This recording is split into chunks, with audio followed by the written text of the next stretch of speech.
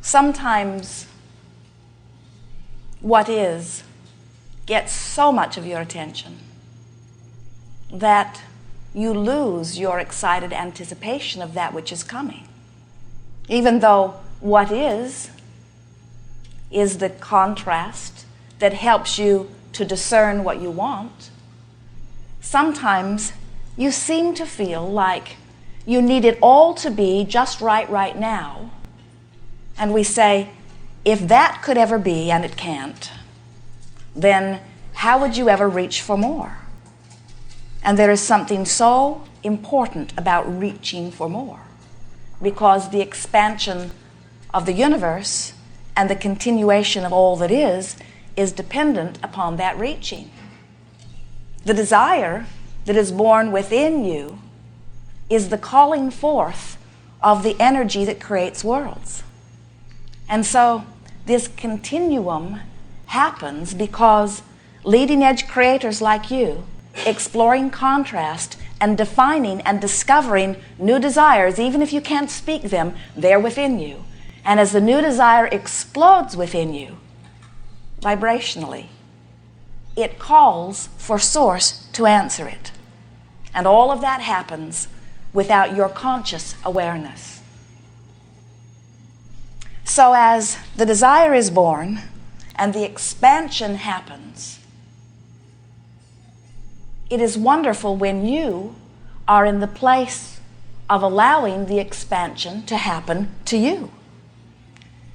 But if the contrast that has given birth to your desire, the contrast that causes the explosion of the desire, the summoning of the energy, the expansion of the universe, if that contrast is affecting you in a way where you are unhappy with where you stand, complaining about where you are, hoping that it will get better, but more aware of what is than anticipating what is coming, then you hold yourself, without even knowing it, vibrationally apart from the very thing you're asking for. Because in this universe, law of attraction is the manager. And what that means is you cannot set your radio dial to 98.6 and listen to the songs that are being broadcast on 101. You've got to line your receiver up with the transmitter in order to have the connection. And you have to line your day-to-day vibration, which many call belief. We call it your vibrational vantage point. We call it your point of awareness. We call it whatever you are giving your attention to. You've got to line your personal receiving vibration up with the vibration of your own desire in order for that which you desire to be received by you. Not a hard thing to understand when you think in terms of the radio.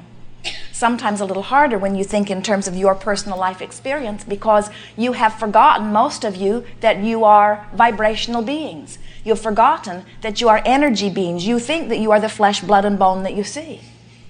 And while you certainly are that, you are so much more. You are extensions of source energy. You are vibrational, electronic, spiritual energy extensions of that which is source.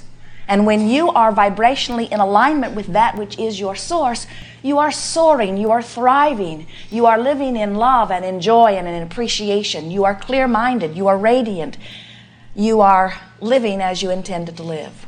But if you find yourself focused upon something, even though it is really real, even though it is really true, even though you've got the facts, the statistics, the evidence, as you focus upon those real things that are absolutely true that you do not want, you practice the vibration of them, and as you practice the vibration of those true things you don't want, you hold yourself vibrationally apart from those true things you do want. We tease our friends, we say, which do you choose of these two choices, something that feels good or something that feels bad? And almost everyone says, I choose what feels good. When we say, what do you choose? Something that is true or something that is untrue? Oh, that one's even easier for you to answer.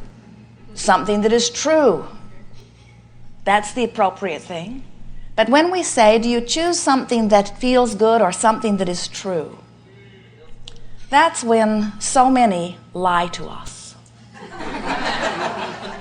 They've learned from listening to our recordings that we want them to say, I choose what feels good. But deep down inside, they worry. They should tell it like it is. And we say, tell it like it is by all means if like it is feels good. But if you are telling it like it is and like it is does not feel good, then you are holding yourself vibrationally apart from something that you would prefer. And law of attraction cannot yield to you other than what you are practicing vibrationally. So, who are you as a vibrational being? How would you know that? How would you know what your vibrational output is? There are two ways. One is you can look at what's manifesting because it always matches. And the other is you can pay attention to the way you feel. Sometimes you say, well, when I look at what's manifesting, it's a mixed message because in some areas of my life I'm doing rather well, and in other areas of my life I'm not doing so well. So how do you explain that? And we say, how do you explain that? It has to be what you're talking about, what you're thinking about, what you're giving your attention to. As you begin to pay attention to the things that you find yourself often saying, and to the feelings that you find yourself often feeling, there are very big clues about what you are doing vibrationally, because it is just this simple. What feels good is. And there are a lot of people that say, oh, Abraham, please don't say that out loud. Please don't teach our children that they should do what feels good. And we say, you've got to be kidding. You were born with this guidance system. You were born with this emotional guidance system to let you know in every moment of every day, whether your thought, word, or deed, in this moment where you are focused is in alignment with who you really are. And if it is, you feel so wonderful. You are full of clarity and love and appreciation. You are full of that thriving stability that only happens when you are in alignment with who you really are. But when you feel negative emotion, whether you call it fear or anger or frustration, it does not matter the name of it. When you feel that which you describe as negative emotion, what it means every single time is that you are giving your attention to something that is vibrationally so different from your source that you are not in full receipt right now of your source. That's all. That's all. So we call this gathering the art of allowing. And the reason that we call it the art of allowing is because it is the art of remembering to allow who you really are.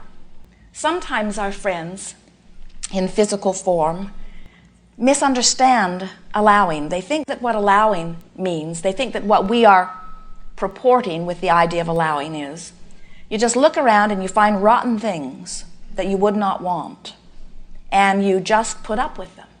You allow them anyway. And we say, what allowing is allowing who you are to be focused within you. Allowing means finding a way right now to allow the fullness of who you are to flow. Sometimes you hear it more easily, rather than talking about the path of greatest allowance, to talk about the path of least resistance. And really it makes no difference to us which way you call it, because they are one and the same thing. When you are allowing your source to flow, you are not resisting your source to flow. And so what you're really looking for is a way to feel the best right now. So when we talk about the path of least resistance, what we're talking about is, how can I, right now, in my physical body, find a way of right now allowing the fullness of who I am to flow? How can I allow well-being? How can I allow prosperity? How can I allow the gentle, comfortable, delicious unfolding of my relationships, or of my work environment, or of my business empire, or my career? How can I allow the thriving that is natural? How can I allow my best interest to happen right now? And we say the way you do it is by paying attention to the way you feel, and moment by moment choosing the allowing thought. Sometimes you think that when we talk about the path of least resistance or the path of greatest allowance, that what we're talking about is, so here you stand at this turning point where you're either going to stay with this person or you're going to leave. And you say, I can't find the path of least resistance. I don't know what the path of least resistance is, because there are advantages to staying and there are advantages to going. And sometimes I want to stay and sometimes I want to go. How do I know which is the path of least resistance? And we say, You are misusing the concept, because we are not talking about choosing the path of least resistance in action, not right now anyway. We're talking about first choosing the path of least resistance relative to the idea or the thought and which feels best. So as you start playing the idea of, well, what is my path of least resistance? So you're standing, let's say you've just had an argument with someone that you care about. And you feel awful, and you know you are not in the place of allowing. You feel awful. You're smart enough to know you can't feel that bad and be allowing good. So you think, somebody should do something about that. And since the other one apparently isn't going to, I guess it's up to me. And we say, always true. And then you say, what is my path of least resistance? So you say, that person should behave differently. And it doesn't make you feel better, it makes you feel worse. And then you say, we've had this discussion many, many times, and I don't know why it is so hard to get what I want relative to this. And we say, more resistance. And sometimes you find yourself, without even meaning to, sometimes it's deliberate, usually not, escalating what feels worse in order to justify where you stand. You feel defensive because things aren't going the way you want them to, and it feels like you should explain to somebody why things aren't going better. And so you get in this defensive mode where you deliberately make it worse in order to explain to somebody why you're so mad.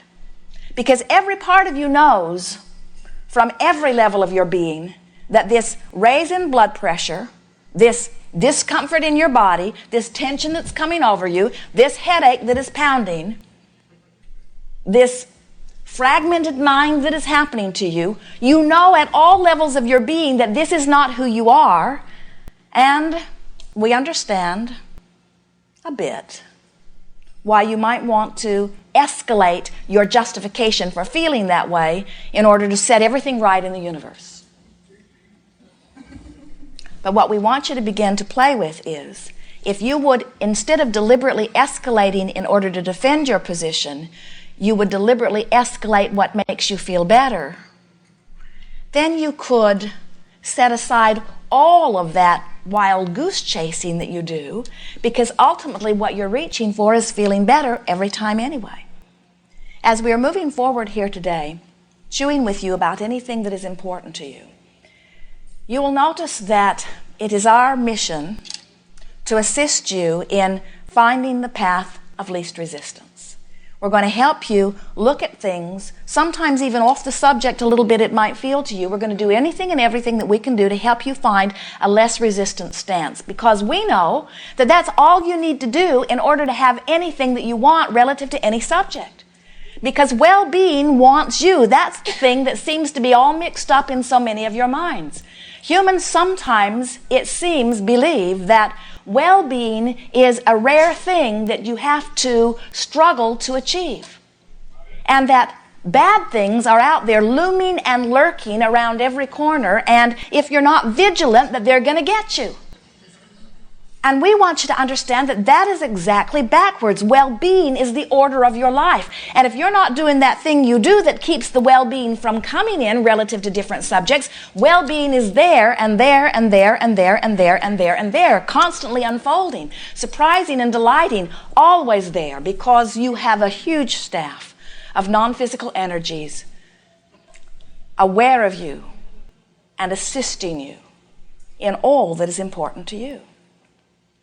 Now, we know that there are all kinds of worthiness issues and things that you've been carrying around for a while that keep you from really believing that well-being is the natural order of your day. But we think anyone with a little bit of reasoning ability could look around and acknowledge that well-being does dominate in your life, no matter who you are or where you stand. Well-being is the order of this universe. And you have to work pretty hard at nitpicking over stuff in order to pinch that off to any degree at all. Well-being is what is natural to you.